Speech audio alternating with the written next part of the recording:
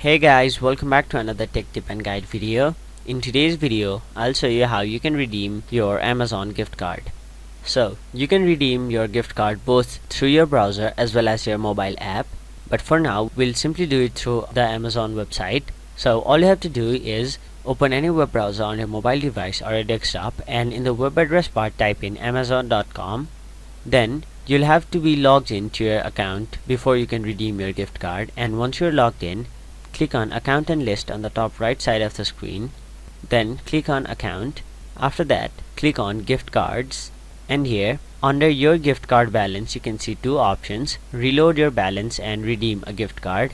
Click on Redeem a gift card, and now enter your claim code, and once you click Apply to your balance, your gift card's balance will be added to your main balance, and that is how you redeem an Amazon gift card. So that is it for this video. Hope this video was helpful to you guys, and if it was, please make sure to like this video and subscribe to our channel for more informational and helpful videos like these.